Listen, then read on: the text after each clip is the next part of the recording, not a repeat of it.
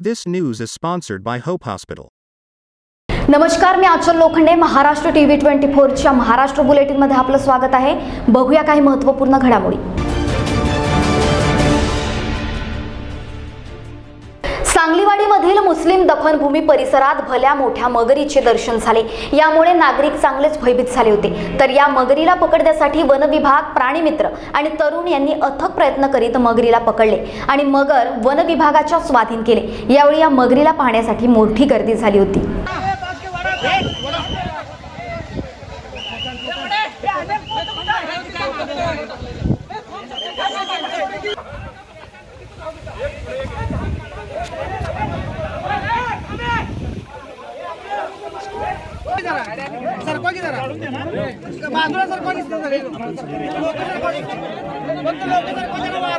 पावसाळा सुरू झाला की मेळघाटच्या रस्त्यांची दैनावस्था होते. दऱ्याखोऱ्यात वसलेल्या मेळघाट परिसरात पुलावरून पाणी आलं की संपर्क तुटतो. अमरावती जिल्ह्यातील मेळघाट परिसरात मुख्य मार्गावर 118 पूल आहे. यापैकी 20 पूल वाहतुकीसाठी अत्यंत धोकादायक आहे.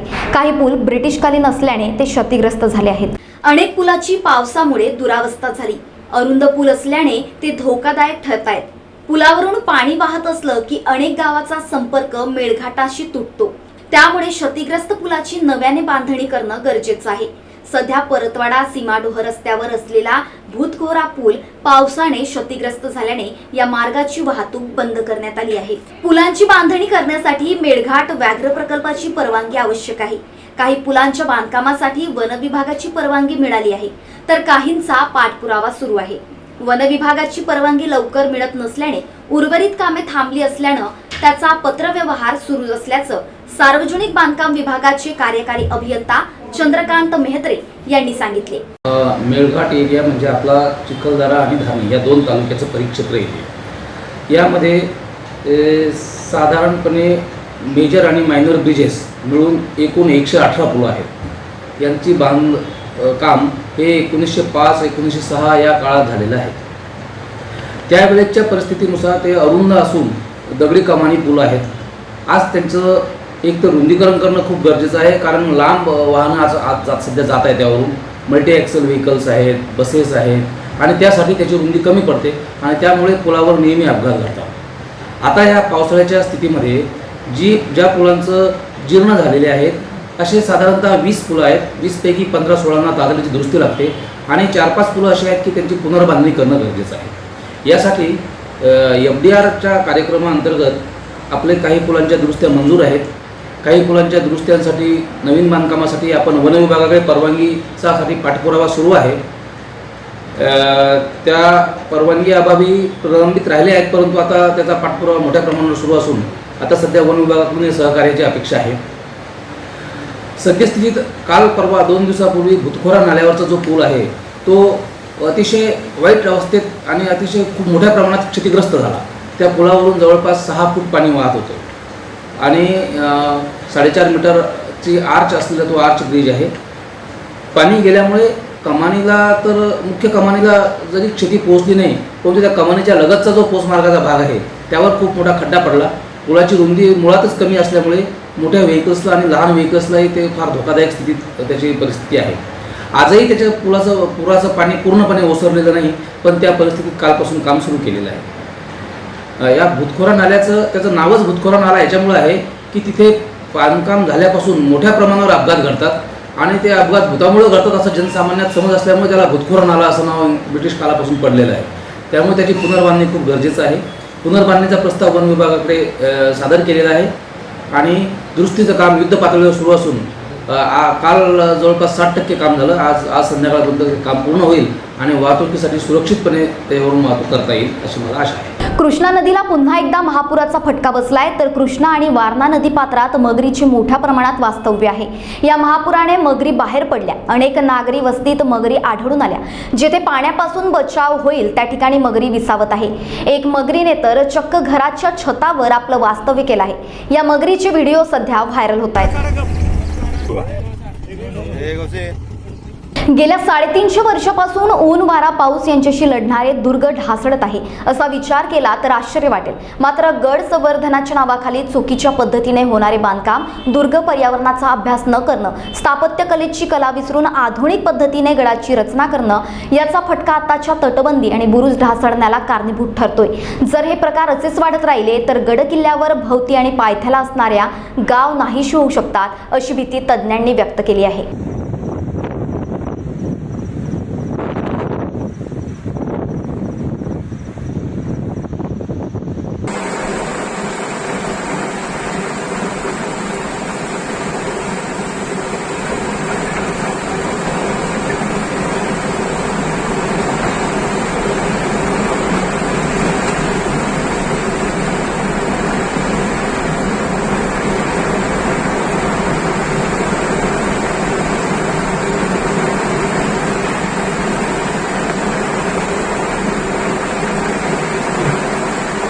कोरोनामुळे अडचणीत आलेल्या पालकांना मोठा दिलासा मिळालाय.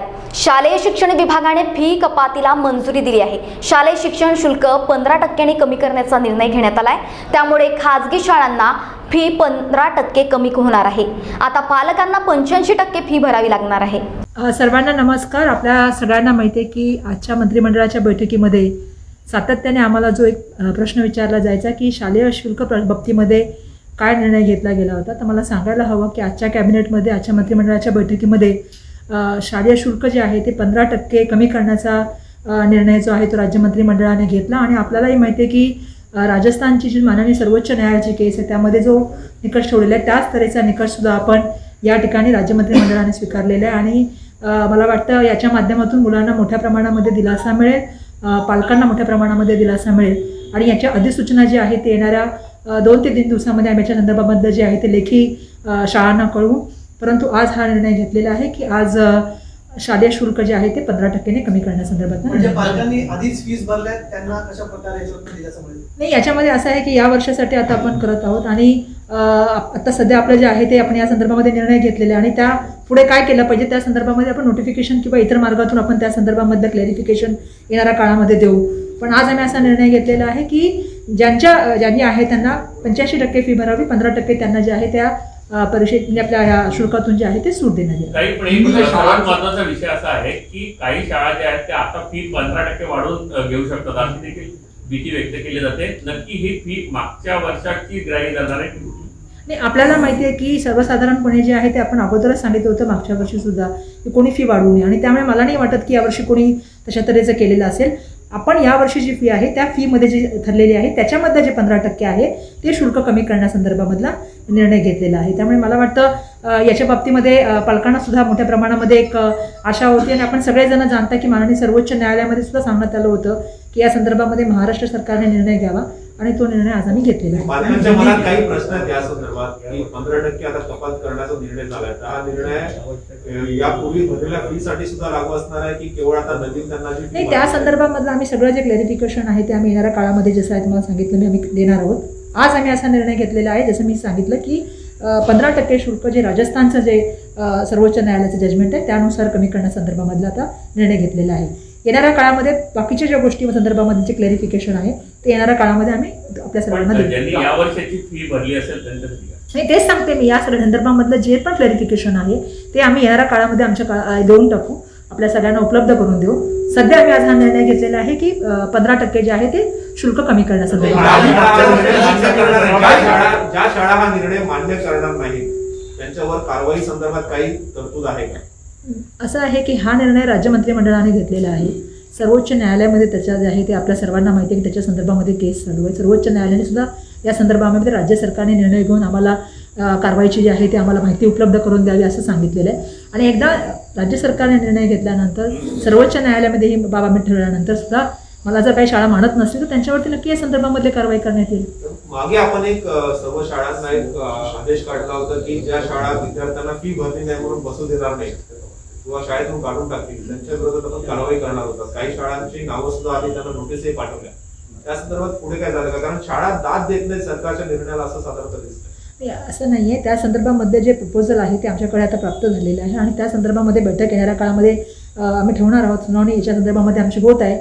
पण आजचा जो निर्णय आहे या निर्णयाची खूप मोठ्या प्रमाणामध्ये आपल्या सगळ्यांना जाणीव आहे की पालक असतील, विद्यार्थी असतील, या संदर्भामधला मोठ्या प्रमाणामध्ये वाट पाहत होते आणि तो निर्णय आज मंत्रिमंडळाच्या माध्यमातून घेण्यात आला.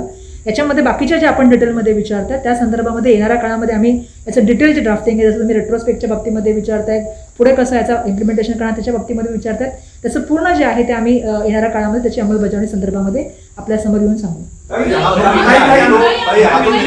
सर्व बोर्डांना आणि सर्व बोर्डांना लागू असणार आहे का आणि 12वी पर्यंत हा सगळा मधल्या काळामध्ये जेव्हा माझी इतर बोर्डांची चर्चा झाली होती, जसं तुम्ही विचारताय, त्यांनी आम्हाला सांगितलं होतं की राज्य सरकारचा जोही निर्णय असेल, कारण कर्नाटकाच्या बाबतीमध्ये पण जर आपण बघितलं तर कर्नाटका गव्हर्नमेंटच्या केसमध्ये सुद्धा सांगण्यात आलं की राज्य सरकारचा जोही निर्णय असेल तो सर्व बोर्डांना बांधील राहील आणि त्यामुळे मला वाटतं हा निर्णय सर्व बोर्डांना सुद्धा बांधील राहील. सीईटीच्या संदर्भात 10वीच्या सीईटीच्या संदर्भात एकच पेपर असणार याच्या संदर्भात समिती गठीत केली आहे का आणि काय निर्णय झाले? नाही, सीईटी संदर्भामध्ये माझं सुद्धा काल एजिंच महोदयांशी बोलणं झालं, कारण त्याच्या संदर्भामध्ये आपल्याला सुद्धा माहिती आहे की एक केस आमच्याकडे आलेली आहे आणि त्या संदर्भामध्ये आम्ही अभ्यास करतो. कारण आता जसं आपल्याला माहिती आहे की आपल्या थोड्या वेळापूर्वी पालकमंत्री महोदया होत्या रायगडच्या, त्या सांगत होत्या एक नैसर्गिक आपत्तीसुद्धा आपल्या या ठिकाणी आपल्याला आपण फेस करतो. म्हणजे पश्चिम महाराष्ट्र असेल किंवा आपला कोकण रिजन असेल किंवा काही विदर्भामध्ये सुद्धा जिल्हे आहेत ज्याच्यामध्ये मोठ्या प्रमाणामध्ये पाऊस पडला आणि त्यामुळे एक नैसर्गिक आपत्तीसुद्धा या ठिकाणी आलेली आहे. आणि आता आमचं आपल्याला सगळ्यांना माहिती आहे की ऑनलाईन रजिस्ट्रेशन सध्या चालू आहे.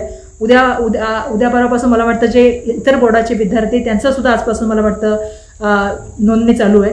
अशा वेळेला ह्या परिस्थितीमध्ये काय निर्णय घेतला पाहिजे या संदर्भामध्ये आमची मधल्या काळात बैठक झाली आणि आमचं एजन्सी या संदर्भामध्ये एकदा बोलणं झालेलं आहे. येणाऱ्या काळामध्ये त्यांच्याशी अजूनही या संदर्भामध्ये आम्ही बोलू आणि सीईटीच्या संदर्भामध्ये मला वाटतं आपल्याशी मी पुन्हा एकदा येईन, कारण त्याच्या संदर्भात आज मैं आज बताना नाही, एक मिनिट फॉर्म भरताना अडचण येते, फॉर्म भरताना सीईटीची अडचण येते. फॉर्मची माहिती जी भरली जाते ऍक्च्युअल जेव्हा रजिस्ट्रेशन होतं तेव्हा जे प्रिंटआउट येतं त्याच्यात भरलेली माहिती आणि त्या माहितीमध्ये अनेकदा तफावत आलेली आहे. नाही, मला वाटतं की मधल्या काळामध्ये अशा काही अडचणी तांत्रिक संदर्भामध्ये आल्या होत्या आणि आपण त्यावेळेला 3-4 दिवस ते आहे ते बंद ठेवण्याचं काम केलं होतं.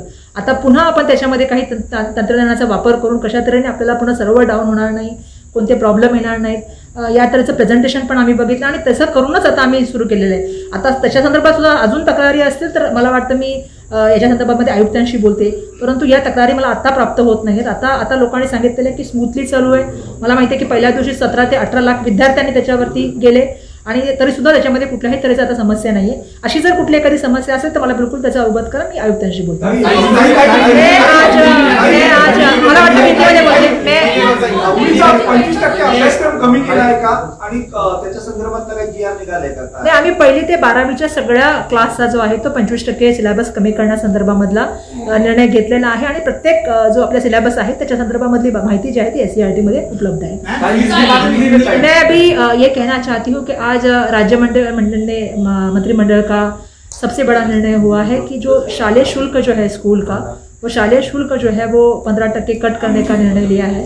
माननीय सर्वोच्च न्यायालय ने राजस्थान के केस में जो जजमेंट दिया है उसी को लागू करने का निर्णय जो है वो आज मंत्रिमंडल की मीटिंग में लिया गया है और इसके जो बाकी कोई और चीज़ें हैं उसके लिए हम आने वाले दिनों में आपके सामने आएंगे और आपको उसके बारे में अवगत करेंगे. लेकिन आज मंत्रिमंडल ने 15% जो है रिडक्शन फी का निर्णय लिया है. जिन पेरेंट्स ने पहले ही फीस देती है उनको कैसे मुआवजा मिलेगा या रिटर्न मिलेगा? नहीं, इस सब संदर्भ में हम आपके पास वापस आएंगे क्योंकि अभी हम इसमें सब जो चीज़ें लगने वाली है उसका पूरी तरह से ड्राफ्ट करके 2-3 दिन में उसको प्रेजेंट करेंगे. लेकिन हाल फिलहाल हमने आज ये निर्णय लिया है मंत्रिमंडल ने कि 15% जो फी है उसको रिडक्शन करने का निर्णय मंत्रिमंडल ने लिया है. इस एकेडमिक ईयर के लिए भी जो पिछला गया उसमें भी नहीं, ये इस ईयर के एकेडमिक ईयर के लिए ये निर्णय किया गया है और जैसा मैंने कहा कि इसके लिए जो बाकी की चीज़ें हैं उसको हम किस तरह से हम कर सकते हैं उसके लिए हमने करके हम लोग पूरी तरह से पढ़ाई करके उसके मामले में अभी भी कई ऐसे स्कूल है जो फीस को लेकर बच्चों की पढ़ाई रोक रहे हैं, उनके पेरेंट्स को तंग कर रहे हैं, लेट फीस नहीं ले रहे, उस पर किस तरह की कार्रवाई कर रहे हैं और आपने जो फैसला किया है इसको लागू नहीं करेंगे जो स्कूल, उस पर किस तरह की कार्रवाई होगी? नहीं, मैंने हमेशा ही कहा है कि राइट टू एजुकेशन हर बच्चे का अधिकार है, शिक्षा मिलना हर बच्चे का अधिकार है और उस बच्चे को शिक्षा देने के लिए हर इंस्टीट्यूट को कटिबद्ध होकर रहना पड़ेगा. बीच में हमारे पास जो कंप्लेंट आए थे उनको हमने पूरी तरह से उसकी इंक्वायरी भी शुरू कर दी है. स्कूल को आपको पता होगा, चाहे मुंबई हो, चाहे थाना हो, चाहे नई मुंबई हो, चाहे औरंगाबाद हो, हर जगह पे हमने जो स्कूल बच्चों को ऑनलाइन एजुकेशन के लिए रोकते हैं या उनको रिजल्ट नहीं देते हैं, उनके खिलाफ कार्रवाई जो है हमारे माध्यम से शुरू है। लेकिन आज का जो निर्णय है वो बेसिकली मुझे लगता है जिसका बहुत दिनों से पेरेंट्स को, बच्चों को बहुत इंतजार था कि फीस शुल्क में किस तरह से कटौती होगी, तो वो निर्णय हमने लिया है कि जो चीज़ें इस्तेमाल नहीं होती उसमें जो पैसा कट होता है, जो सुप्रीम कोर्ट ने कहा है राजस्थान के लिए, उसको लागू करने का निर्णय लिया है। और वो जो है वो 15% कम करने का निर्णय जो है वो राज्य सरकार ने आज के मंत्रिमंडल में लिया है। सिलेबस भी कम करने को लेकर के आप लोगों का वो हुआ है कि किस तरीके से हम जो है जो पहली से लेके 12वीं तक का जो है वो सिलेबस लगभग 25% कम कर रहे हैं, क्योंकि कोविड की परिस्थितियां है। तो ऐसे परिस्थितियों में हमने ऑलरेडी 25% सिलेबस कम करने की बात की है, और वो जो है वो SCERT के माध्यम से किस तरह से सिलेबस होगा उसका पूरा नोटिफिकेशन वहाँ पे उपलब्ध है। तो बस धन्यवाद सर। आज ऑनलाईन बैठक झाली, पूर्ण परिस्थितीचा तुम्ही आढावा घेतला, त्याच्यामध्ये काही माहिती पुढे आली का किती शाळांचं नुकसान झालं, किती मुलांचं नुकसान झालं? पाठ्यपुस्तक मी वापरून गेले नाही, माझ्याकडे डेटा आहे किती शाळांचं जवळपास नुकसान झालं, आणि एक मिनिट थांबा, मी सांगते तुम्हाला। मला इथे माझ्याकडे द्यायच पाहिजे, तुमच्या नाही भेटणार ती माझ्याकडे, पण मी शाळांची माहिती घेतली आणि पूर परिस्थितीमुळे किंवा अतिवृष्टीमुळे काय किती शाळांचं नुकसान झालं या संदर्भात मी आज आपल्याला सांगू इच्छिते की ज्या एकूण आमच्या जिल्ह्यामध्ये आम्ही माहिती घेतली त्याच्यामध्ये आहे कोल्हापूर, सिंधुदुर्ग, रत्नागिरी, सातारा, सांगली, रायगड, ठाणे, पालघर आणि पुणे, आणि अजूनही काही ठिकाणची आता आम्हाला माहिती घेते आहे, कारण जेवढी माझ्याकडे उपलब्ध झाली ती मी तुमच्यासमोर ठेवते। त्याच्यामध्ये एकूण नुकसानग्रस्त शाळांची जी संख्या आहे ती आहे 457, आणि त्याच्यासाठी आम्ही जी मागणी करत आहोत अंदाजे ती लगभग आहे 28,20,76,000। तर ही आमच्याकडे आकडेवारी आहे ज्याच्यामध्ये शाळांचं नुकसान झालेलं आहे, जे आहेत 457 शाळा। आणि जसं तुम्ही म्हणाला की काही ठिकाणी असं पण आम्हाला माहिती आली की पुस्तकांचं सुद्धा, पाठ्यपुस्तकांचं काही ठिकाणी भिजून गेली आहेत, काही ठिकाणी नुकसान झाली आहेत। अशा ठिकाणी आम्ही आताच सांगितलेलं आहे की रत्नागिरी जिल्ह्यामधून मला आलेलं आहे, चिपळूण तालुक्यामध्ये, की आम्हाला पुस्तकांचं आमचं नुकसान झालेलं आहे। त्याच्या संदर्भामध्ये आम्ही आजच सांगितलं की आज त्यांना किंवा 2-4 दिवसामध्ये पुस्तकं त्यांना उपलब्ध करून देण्यात यावी या संदर्भामधले निर्देश देण्यात आलेले आहेत। काही लोकांनी असं सांगितलं की शालेय पोषक आहार सुद्धा आमचा जो आहे तो भिजला आणि तो खराब झाला, अशी तक्रार आम्हाला आलेली आहे। ती कोल्हापूर जिल्ह्यामधल्या पन्हाळा आणि गगनबावडा संदर्भामधली आलेली आहे। तर त्या शाळेसंदर्भामध्ये मी सांगितलेलं आहे की त्या शाळांना तांदूळ आणि बाकीच्या गोष्टी ज्या आवश्यक आहेत, ज्या शालेय पोषक आहारामध्ये आवश्यक आहेत, त्या गोष्टी त्यांना उपलब्ध करून देण्यात याव्या, अशा तऱ्हेचं आजच्या बैठकीमध्ये ठरलं। आणि जसं आपल्याला माहिती आहे की शिक्षणाची विविध माध्यमं आपण या काळात वापरत होतो, म्हणजे ऑनलाईन, ऑफलाईन, तर मी त्यांना तेच विचारलं की आता 4-5 दिवस जाऊ द्या, कारण हे प्रायमरी लेव्हलची चर्चा होती, कारण आजही त्यांचं म्हणणं असं आहे की आम्ही तिथपर्यंत पोहोचू शकत नाहीये, जितकी माहिती आम्ही घेता येऊ शकली तितकी माहिती आम्ही घेतलेली आहे। मी त्यांना सांगितलं की हा पण डेटा कलेक्ट करा की किती विद्यार्थ्यांपर्यंत आपण ऑनलाईन भविष्यामध्ये जाऊ शकतो आता 4-5 दिवसानंतर, कारण आता सध्या पुनर्वसनाचं काम मोठ्या प्रमाणामध्ये चालू आहे। ते एकदा झाल्यानंतर आपल्याला माहिती पडेल की किती विद्यार्थ्यांपर्यंत आपण कोणत्या मार्गाने जाणार आहोत। आणि आता बातमी मुंबईतून। मुंबईतील बोरीवली विभागातील राम मंदिर सिग्नल जवळ एका तृतीयपंथीयावर धारदार शस्त्राने हल्ला करून त्याची हत्या करण्यात आली आहे। या घटनेनंतर सर्व तृतीयपंथीयांनी निर्वस्त्र होऊन रस्ता बंद केलाय आणि प्रदर्शन करण्यास सुरुवात केली आहे। MHB पोलीस अधिकारी आणि DCP विशाल ठाकूर यांनी घटनास्थळी भेट देऊन लोकांना समजावले आणि कारवाई करण्याचे आश्वासन दिले। जखमी अवस्थेमध्ये तृतीयपंथीय जवळच्या हॉस्पिटलमध्ये उपचारासाठी नेले असता डॉक्टरांनी चेक करून तृतीयपंथी मृत असल्याचं घोषित केलं। या प्रकरणामध्ये MHB पोलिसांनी 2 व्यक्तींना ताब्यात घेतलं असून सध्या पोलीस त्यांची विचारपूस करत आहेत।